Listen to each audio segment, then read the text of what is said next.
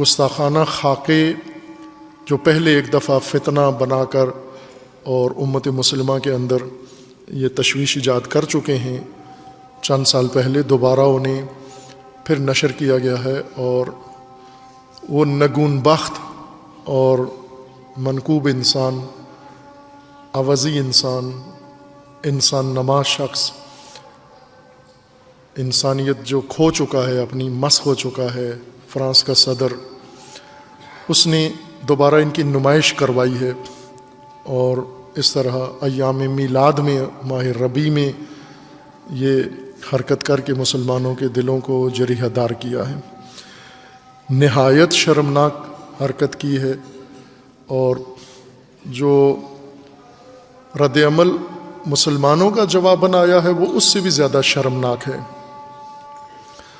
مذمتی بیان فقط حکمرانوں نے دیے ہیں، علماء نے بھی دیے ہیں مذمتی بیان، کہ ان کی ایک عادت ہو چکی ہے، جس چیز کو یہ اہمیت نہ دینا چاہیں، جس چیز کو تصدیق کرنا چاہیں، اس کے بارے میں مذمتی بیان صادر کر دیتے ہیں۔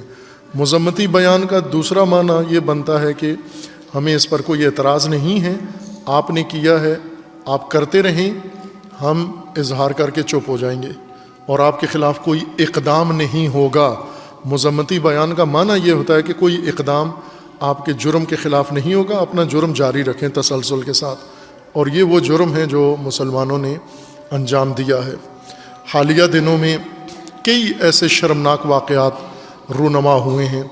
ان شرمناک واقعات میں سے اسرائیل کے ساتھ روابط ہیں، نام نہاد مسلمان حکمرانوں کے، عرب حکمرانوں کے، جو اپنی غیرت مدت ہوئی ختم کر چکے ہیں، اور پھر بھی مسلمانوں کے اوپر مسلط ہیں، قابض ہیں اسلامی سرزمینوں پر اور اسلامی ثروت پر۔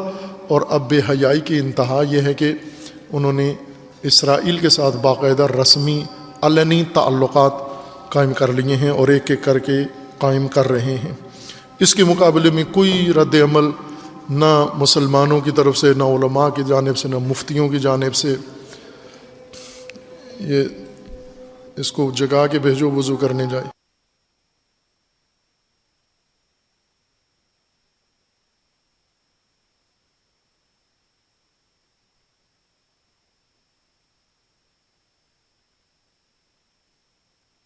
حکمرانوں کی جانب سے، نہ مفتیان اعظام جو آگ بگولا ہوئے ہیں پاکستان کے اندر، انہیں ذرا برابر ان کے کان پہ جوں بھی نہیں رہیں گی کہ ان کا جو قبلہ تھا عرب دنیا، ان کے جو پیشوا تھے وہ سارے یہودیوں کی، صہیونیوں کی گود میں جا بیٹھے ہیں، اور یہ یہاں فرقہ بازی میں مصروف ہیں۔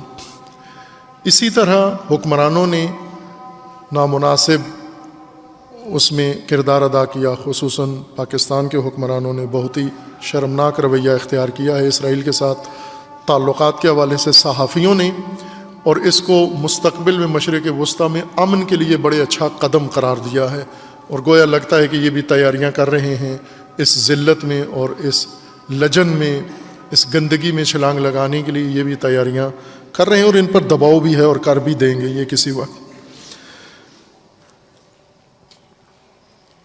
فرانسیسی صدر کی اس گستاخی کے جواب میں جو سب سے بڑا غیرت مندانہ بیان آیا ہے وہ ترکی صدر کا آیا ہے، جس نے پاگل کہا ہے فرانسیسی صدر کو کہ اس کے دماغ کی سرجری ہونی چاہیے۔ یہ شدید ترین بیان رجب طیب اردوان کا ہے، اور ہمارے صحافیوں کے بقول اسلام کا ہیرو اور پاکستانیوں کا محبوب رہنما۔ خب یہی وہ روش ہے جو در حقیقت مسلمانوں کے لیے مشکل کا سبب بنی ہوئی ہے، اردوانی دفاع دین کا۔ اردوان جب بحرین نے تعلقات قائم کیے اسرائیل کے ساتھ اور امارات نے، تو اس نے بیان دے کے مذمت کی کہ یہ بہت غلط کام کیا ہے، اور خود ترکی کے ساتھ 40-70 سالہ روابط ترکی کے ابھی تک قائم ہیں۔ اسرائیل کے ساتھ روابط شروع سے، سب سے پہلا ملک ترکی ہے جس نے، ایران تھا اور ترکی، شہنشاہ ایران نے اور ترکی نے روابط قائم کیے، اور اس وقت سے ابھی تک قائم ہیں۔ تجارتی روابط ان کے اسرائیل کے ساتھ ہیں، اور فوجی روابط اسرائیل کا چونکہ عرض تھوڑا ہے، ایک پٹی کی طرح ہے، لمبی پٹی ہے، اسرائیلی جہاز ملک کے اندر اڑیں تو وہ فضا ہی ختم ہو جاتی ہے ان کی ٹریننگ کی. وہ ٹریننگ کے لیے ابھی بھی ترکی اسرائیلی ایئر فورس ترکی میں آ کے ٹریننگ لیتے ہیں، ترکی کے اڈے ابھی بھی استعمال کرتے ہیں. اور ترکی بہت بڑا پارٹنر ہے اسرائیل کا اور ان کے ساتھ تجارت بھی ہیں، لیکن بیان بھی داغ دیتا ہے اور اس کے روابط بھی قائم ہیں. اسی طرح دیگر ممالک میں اب فرانس کے ساتھ ان کے تعلقات بھی ہیں، تجارت بھی ہے، معاہدے بھی ہیں. ایک معاہدہ بھی کینسل نہیں کیا. ایک سفارتی کوئی کسی قسم کا نیٹو کا عضو ہے ترکی. نیٹو میں فرانس سب سے امریکہ کے بعد دوسرے نمبر پر فرانس کی حیثیت ہے نیٹو فورس کے اندر، اور ترکی اس کا سپاہی ہے، ان کی کمانڈ میں لڑ رہا ہے. نیٹو سے نہیں نکلتا، سفارت خانہ بند نہیں کرتا، تجارتی معاہدہ منسوخ نہیں کرتا، کوئی معاہدہ کینسل نہیں کرتا، سفارتی تعلقات ختم نہیں کرتا، بیان کے ذریعے ہیرو بن جاتا ہے. اور یہ روش ہمارے حکمرانوں نے بھی سیکھ لی ہے، اور ہمارے وزیر اعظم صاحب نے اردوان کی دیکھا دیکھی انہوں نے بھی ایسا بیان داغ دیا ہے. ٹویٹر کے ذریعے سے فرانسیسی صدر کا مقابلہ ہو رہا ہے. رسول اللہ کی حرمت کشمیر کی طرح، جیسے کشمیر بچایا ٹویٹر پر، اسی طرح ٹویٹ کر کر کے کشمیر بچا لیا. ابھی ٹویٹ کر کر کے فرانس کو جھکائیں گے، شکست دیں گے. جبکہ نہ سفیر نکالا، نہ معاہدہ کو کینسل کیا، نہ تجارت ان کے ساتھ ختم کی. اتنے اسلامی ممالک ہیں، اگر یہ سب کے سب ایک دن میں ہی فرانسیسی سفارت خانے بند کر دیں، چونکہ جواز ہی نہیں رہتا. پہلے